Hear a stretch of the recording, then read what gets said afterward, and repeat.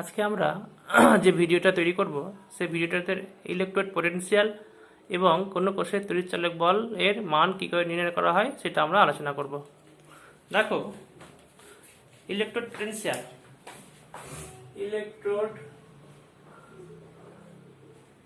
Potential বা এবং EMF of the sell, এটাকে বাংলায় কি বলা হবে?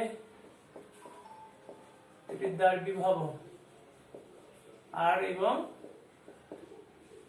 তড়িৎচালক বল।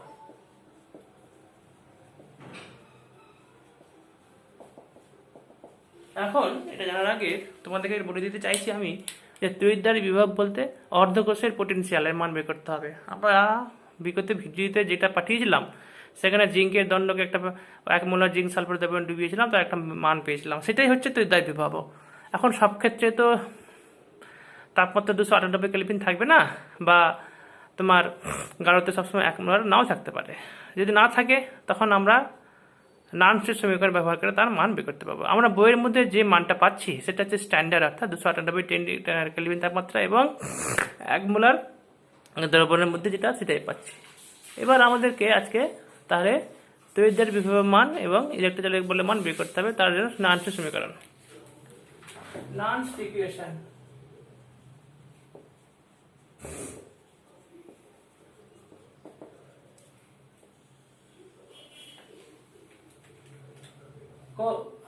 কি লিখবি? কোন তড়িৎদ্বার বিভব এবং কোষের তড়িৎচালক বলের মান ওই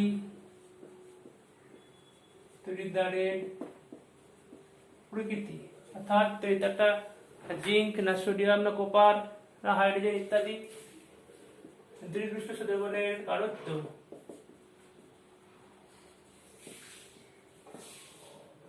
বা ঘনত্ব এবং তাপমাত্রার উপরে নির্ভর করে। এখন তাপমাত্রা এবং দ্রবণের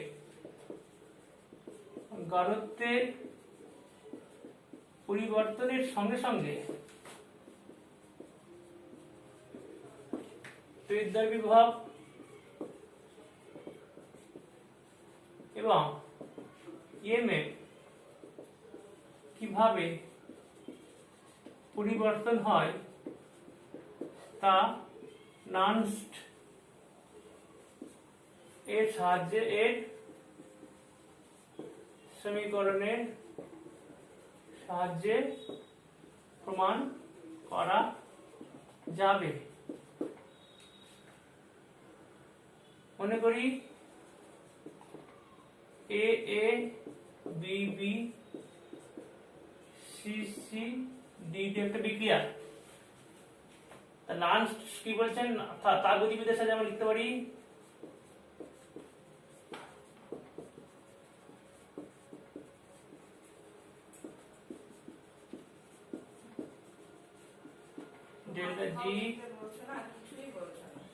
डेल्टा जी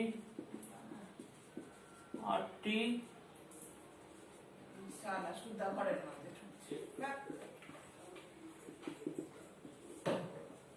ए बी बी। এখন delta G equal to N F E zero আর delta G zero equal to minus N F E zero. ইটাকে সেল হিসাবে লেখা যেতে পারে, minus N F E cell minus N F E zero cell plus 2.303 14834 299 by sorry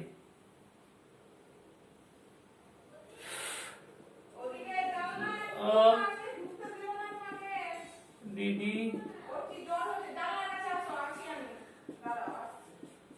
BP উভয়কে NF দিয়ে ভাগ করে পাই।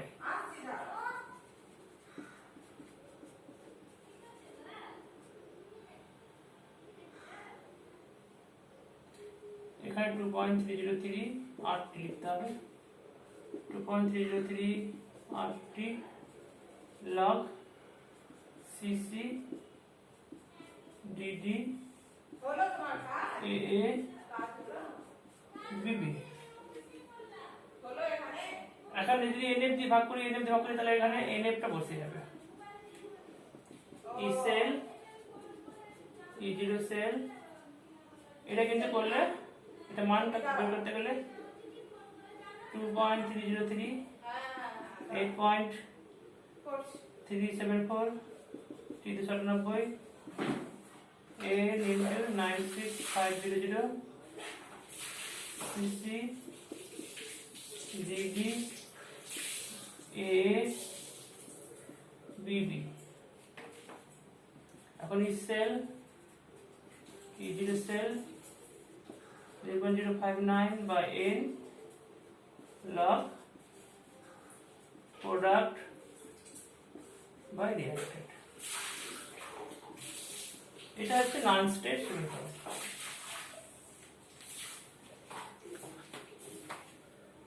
এখন নন স্টেট সমীকরণের সাথে কোন রাসায়নিক বিক্রিয়ার সাম্যদ্রব্যতার সম্পর্ক বের করব।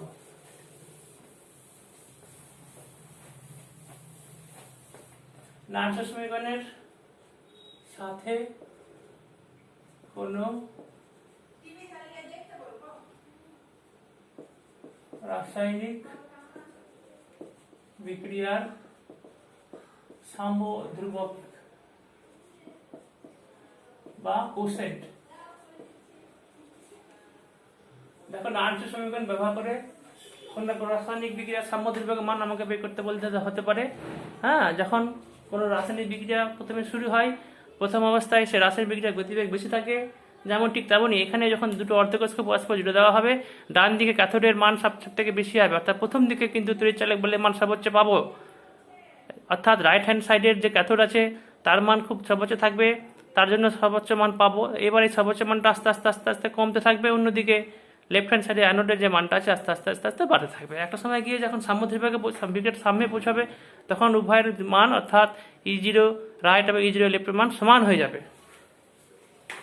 E0 left is equal to E0 right যদি হয়ে যায় তখন রাসায়নিক বিক্রিয়াটা সাম্য অবস্থায় চলে আসবে, অর্থাৎ প্রোডাক্ট এর গাঢ়ত্ব আর রিঅ্যাক্ট্যান্টের গাঢ়ত্ব সমান হয়ে যাবে। সেই অবস্থায় কি হবে, তাহলে E cell is equal to E0 cell minus 0.459 by n log product by reactant। তাহলে এটা যখন EL রাইট হবে তখন এটা কিন্তু শূন্য হয়ে যাবে, এটা কিন্তু শূন্য হয়ে যাবে, অর্থাৎ যখন এটা শূন্য হয়ে যাবে E0 সেল সমান সমান 0.059 by n log, তখন এটাকে আমরা k লিখতে পারি, k ইকুইলিব্রিয়াম লিখতে পারি। তাহলে এটাকে আমরা লিখতে পারি k ইকুইলিব্রিয়াম লিখতে পারি। যখন যখন যখন E0 সেল শূন্য হয়ে যাবে, E0 সেল শূন্য হয়ে যাবে তখন ইকুইলিব্রিয়াম কনস্ট্যান্ট, সে অবস্থায় k ইকুইলিব্রিয়ামকে আমরা কোসেন্ট লিখতে পারি, কোসেন্ট লেখা যেতে পারে এটাকে। তাহলে E তাহলে কি লিখতে পারি, k ইকুইলিব্রিয়াম সমান সমান কি লিখতে পারি n into E0 cell by E0 cell into 0.059 log সমান সমান, তাহলে log k ইকুইলিব্রিয়াম সমান সমান anti log n into E0 cell by 0.05। এটা হচ্ছে তোমার সাম্যদ্রব্যকের সাথে ই সেলের সম্পর্ক। এবার আমরা যাব কোন রাসায়নিক বিক্রিয়ায় তড়িৎচালক বলের সাথে গিবস মুক্ত শক্তির সম্পর্ক। দেখো এটা সম্পর্ক করার আগে তোমাকে একটা জিনিস আমি বলতে চাইছি যে কোনো গ্যালভানিক কোষে রাসায়নিক বিক্রিয়ার ফলে কোনো যে তড়িৎ শক্তি উৎপন্ন হয় ফলে কোষটিতে ক্যাথোড থেকে অ্যানোডের দিকে তড়িতের প্রভাব হয় এই তড়িৎ প্রভাবের ফলে হ্যাঁ কোষটির মধ্যে কিছু বৈদ্যুতিক কার্য সম্ভব হয়। পরাবর্ত বা রিভার্সেবল কোষের ক্ষেত্রে কোষটি যে বৈদ্যুতিক কার্য সম্পন্ন করে তা হলো ওই কোষের সর্বাধিক কার্যের পরিমাণ। অর্থাৎ এবারে আমরা কি করব,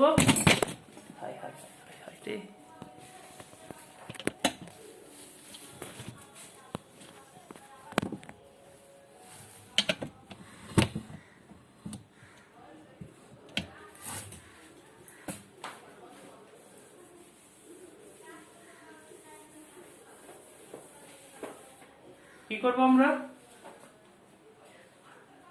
কোষ বিক্রিয়ার সাথে অর্থাৎ E0 সেলের সাথে ই সেলের সাথে ডেল্টা জি এর সম্পর্ক, অর্থাৎ কোন কোষের তড়িৎচালক বল ই সেল অর্থাৎ স্ট্যান্ডার্ড ই সেল স্ট্যান্ডার্ড নয়, নন স্ট্যান্ডার্ড অর্থাৎ 25°C তাপমাত্রাতে থাকবে না বা গাঢ়ত্ব 1 মোলার হবে না, এই অবস্থায় আমরা যে ই সেলটা পাচ্ছি তাকে বলা হবে ই সেল। হ্যাঁ, ই সেলের সাথে ওই যে সিস্টেমটা আছে তার গিবস মুক্ত শক্তির সঙ্গে তার সম্পর্ক বের করতে হবে। আমরা আগে একটু বললাম। হ্যাঁ, তাহলে ধরা যাক, তাহলে মনে করি কোষের তড়িৎচালক বল কত, ই সেল ই সেল ভোল্ট, এবং কোষের জারণ বা বিজারণ হওয়ার ফলে n সংখ্যক ইলেকট্রনের প্রভাব হয়েছে। হ্যাঁ, তাহলে W max ইকুয়াল কি লিখতে পারি, W কার্য ইকুয়াল কি প্রযুক্ত বল ইনটু সরণ। তা প্রযুক্ত বল মানে কি, ই সেল, এটা তড়িৎচালক বল, তাহলে ই সেল আর সরণ অর্থাৎ প্রবাহিত তড়িতের পরিমাণ, প্রবাহিত তড়িতের পরিমাণ যে তড়িৎ প্রবাহিত হবে সেটাই তো সমান হবে। তাহলে n সংখ্যক ইলেকট্রন, প্রত্যেকটা ইলেকট্রন যদি 1 ফ্যারাডে তড়িৎ পরিবহন করে তাহলে প্রবাহিত তড়িতের পরিমাণ কত হবে, ই সেল ইনটু nf। তাহলে W max সর্বাধিক যে কার্য হচ্ছে এটা। এখন তার গতিবিদ্যার সাথে যদি ব্যাখ্যা করতে হয়, তাহলে তোমাকে বলতে হবে যে কোষের তড়িৎ প্রবাহের ফলে মুক্ত শক্তির যে হ্রাস ঘটে, অর্থাৎ ডেল্টা জির যে পরিমাণ কমে, ঠিক সেই পরিমাণই বৈদ্যুতিক কার্য সম্পন্ন হয়। তাহলে ডেল্টা জি যত নেগেটিভ হবে কার্যের পরিমাণ তত বেশি হবে। তাহলে ডাব্লিউ ম্যাক্স কখন হবে, যখন মাইনাস ডেল্টা জি হবে। তাহলে এটা সমান লিখতে পারি minus delta G is equal to E cell into NF. আমরা দেখো এখানে delta G is equal to minus NF, হ্যাঁ, ই সেলটা আমরা যে লিখেছিলাম দেখো এটার মাধ্যমে তৈরি হয়ে যাচ্ছে। তাহলে delta G is equal two কি মাইনাস এনএফ ই সেল। দেখো ডেল্টা জি যদি নেগেটিভ হয়, তোমরা ক্লাস 11 পড়েছো, তাহলে স্বতঃস্ফূর্ত হবে। তাহলে ই সেল পজিটিভ হলে কোষ তৈরি করা তোমার ঠিক হয়েছে, আর ই সেল পজিটিভ হওয়া মানেই তখন তোমাকে যদি বলে তাপগতিবিদ্যার সাথে প্রমাণ করো যে না কোষটা ঠিক হয়েছে, তাহলে তাপগতিবিদ্যার সাথে তোমাকে প্রমাণ করতে হয়, তাহলে তোমাকে ডেল্টা জি এই সম্পর্কে গিয়ে স্থাপন করতে হবে। তাহলে এটা যদি পজিটিভ হয় তাহলে negative n into 965,000 into negative একটা মান পেলে মনে করো 1.10, তাহলে এই নেগেটিভ পজিটিভ হয়ে যাচ্ছে, সরি এটা পজিটিভ যদি হয় তাহলে পজিটিভ নেগেটিভ, তাহলে নেগেটিভ হচ্ছে, তাহলে নেগেটিভ হওয়া মানে তোমার কোষ তৈরি করা ঠিক হয়েছে, তুমি যে কোষটা তৈরি করেছো সেই কোষটা তৈরি করা ঠিক হয়েছে এবং সেটা থার্মোডাইনামিক্যালি ফিজিবল। তোমাকে এটা করতে গেলে হ্যাঁ তোমাকে আস্তে আস্তে পর্যায়ক্রমে সিকোয়েন্স মেনে একটা নির্দিষ্ট সিকোয়েন্স মেনে আসতে হবে। সেই লোন যেটা তোমাকে বলেছিলাম লেফট অক্সিডেশন অ্যানোড এবং নেগেটিভ এই সিকোয়েন্সে যদি তুমি আসো, তোমার দেখবে right hand minus left hand করে দিলে এই সেলের মান পজিটিভ পাবে। এই সেলের মান যদি পজিটিভ পাও, তা থার্মোডাইনামিক যদি তোমাকে প্রমাণ করতে পারলে, তো এই সেলের মান পজিটিভ পেলে ডেল্টা যদি মাইনাস এনএফ ই সেল বসিয়ে দেবা, ই সেলের মান পজিটিভ বসিয়ে দিলে minus minus minus plus minus হয়ে যাবে, ডেল্টা যদি নেগেটিভ হয়ে যেতে। অর্থাৎ কোনো একটা কোষ যদি তোমাকে তৈরি করতে বলে, সেটা যদি সঠিক হয়, কখন সঠিক হবে? যখন ডেল্টা জি এর মানটা নেগেটিভ হবে। নেগেটিভ হলেই তখন ভাববে তোমার তাপগতিবিদ্যার সাথে সেটাকে ব্যাখ্যা করা যাবে। ডেল্টা জি কিন্তু একটা সুপ্রিম একটা সাইন, এই সাইনটা কিন্তু অনেক কিছু নির্দেশ করে।